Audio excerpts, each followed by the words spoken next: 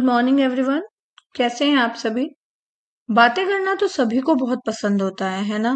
सभी बात करना पसंद करते हैं, है ना।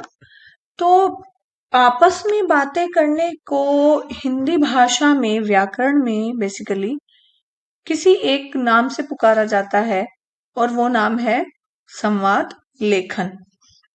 यानी आपस में बातचीत करना, संवाद करना, यही होता है संवाद लेखन। यानी उसको लेखन के द्वारा हम जब प्रस्तुत करते हैं तो वह लेखन विधा में आ जाता है। ये एक कौशल है ना। भाषा के हमने 4 कौशल पहले ही पढ़े हुए हैं। तो संवाद लेखन में क्या क्या चीजें जरूरी होती हैं, संवाद लेखन कैसे करना चाहिए, इन सभी के बारे में आज बातें करेंगे। तो चलिए शुरू करते हैं। संवाद लेखन का यही है मूल मंत्र। लेखन भली भांति समझ लेंगे तो पाएंगे कितने? 5 अंक, है ना। यानी कि संवाद लेखन आपका लेखन में आता है और मैक्सिमम 5 नंबर में आता है। तो यदि आप इसकी विधा को अच्छे से समझ लें, इसको लिखने के तरीके को समझ लें, तो आपके आसानी से 5 नंबर आ सकते हैं, क्योंकि ये बहुत ही आसान है। तो चलिए शुरू करते हैं। अब संवाद लेखन में बेसिकली क्या होता है, मिनिमम हमें 2 लोग चाहिए होंगे। क्यों? क्योंकि एक बोलने वाला और एक सुनने वाला, है ना। तो बोलने वाले को वक्ता कहते हैं, सुनने वाले को श्रोता बोलते हैं। यानी जो सुन रहा है आपकी बात वह श्रोता होता है। जैसे अभी मैं अगर आपको ये वीडियो बना रही हूं, मैं बोल रही हूं, तो मैं कौन हुई? मैं वक्ता हूं। आप मुझे सुन रहे हैं तो आप श्रोता हैं। आया समझ में? अब देखो, किसी विषय पर 2 या 2 से अधिक व्यक्तियों के मध्य हुए वार्तालाप या संभाषण को संवाद कहते हैं। अर्थात कोई भी टॉपिक हो सकता है, कोई भी विषय हो सकता है, उसमें कम से कम, मैंने पहले ही बोला, कम से कम 2 व्यक्तियों का सम्मिलित होना जरूरी है। अर्थात एक बोलने वाला चाहिए और दूसरा सुनने वाला। ठीक है। उस पे जो आपस में बातचीत होती है उसी को संवाद कहते हैं। अब देखते हैं कि संवाद लिखते समय हमें किन किन बातों का ध्यान रखना चाहिए।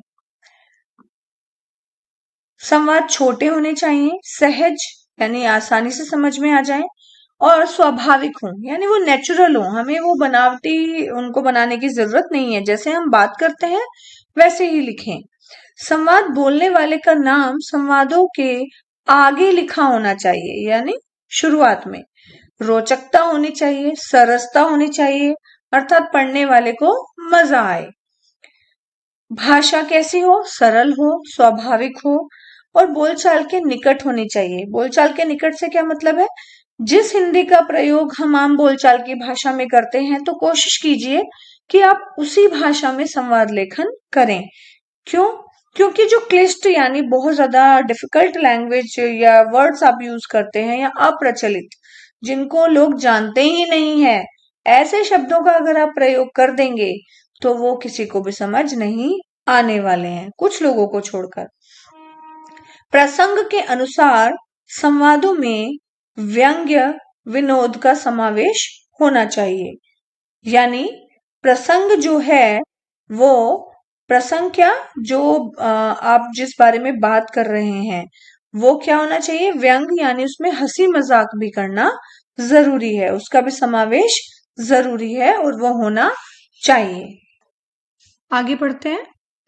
संवाद जिस विषय या स्थिति के संबंध में हो उसे क्रमशः स्पष्ट करने वाले हों। मतलब जो भी आपको टॉपिक मिला है संवाद का, वो एक सीक्वेंस के साथ हो, एक क्रम में चलना चाहिए।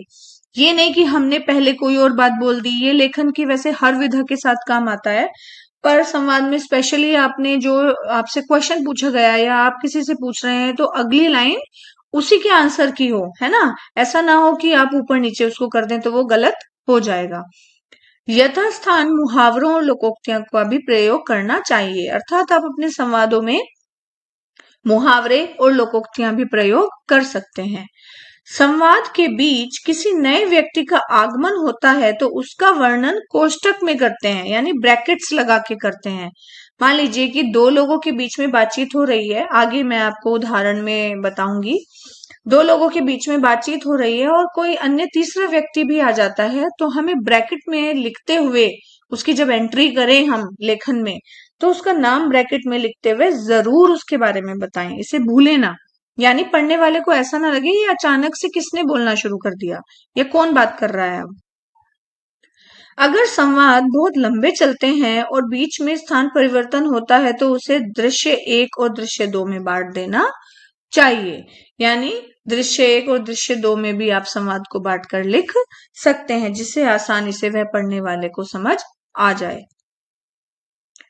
अब देखो प्रश्न ये पूछा है, स्वच्छता अभियान की सफलता के बारे में दो मित्रों के बीच हुई बातचीत को संवाद के रूप में लिखना है। ठीक है, अब यानी इसमें पहले ही मेंशन कर दिया है कि दो मित्र चाहिए उसके लिए। तो आप देखिए हमने दो मित्रों के नाम ले लिए हैं, एक का नाम है परीक्षित, दूसरे का नाम है विराट। तो सबसे पहले परीक्षित बोलना शुरू करता है, अरे विराट, इतनी जल्दी जल्दी कहाँ चले जा रहे हो? विराट कहता है, कहीं नहीं, बस आज मेरे विद्यालय के सभी विद्यार्थी स्वच्छता अभियान हेतु एक झुग्गी झोपड़ी बस्ती में जा रहे हैं। परीक्षित फिर से, अब ऑब्वियस है जब विराट की बात खत्म हो गई तो परीक्षित का नाम आ जाएगा, है ना, इन चीजों का ध्यान रखिएगा। परीक्षित कहता है, शाबाश मित्र, परंतु इन इलाकों में साफ सफाई करना काफी मुश्किल होगा। अब विराट उत्तर करता है, मुश्किल तो है, परंतु इन्हीं इलाकों में सबसे ज्यादा स्वच्छता के प्रति जागरूकता की आवश्यकता भी है। अन्य सभी जगहों पर लोग काफी जागरूक हो चुके हैं। परीक्षित, तुमने ठीक ही कहा, स्वच्छता अभियान ने बहुत जल्दी ही देश भर में अपना प्रभाव दिखाना शुरू कर दिया है। अब फिर से विराट कहता है, देखना 2021 तक देश भर में लोग इस आंदोलन का हिस्सा बन जाएंगे और बढ़ चढ़कर इसमें भाग लेंगे। इसके बाद देखिए ये आपका संवाद यहाँ पर समाप्त हुआ है।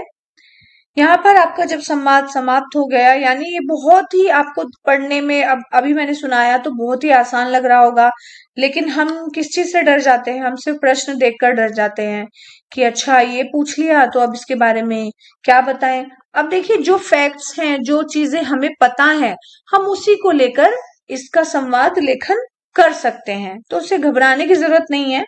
आप प्रैक्टिस करेंगे तो आपको आसानी से यह समझ में आ जाएगा, कोई भी परेशानी नहीं होगी। आप एक दो संवाद लेखन के प्रश्न देखकर उनकी प्रैक्टिस जरूर करें, उनकी प्रैक्टिस करना बहुत ही आवश्यक है।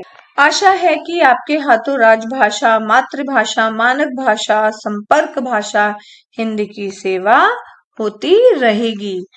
मेरी वीडियो देखने के लिए बहुत बहुत धन्यवाद।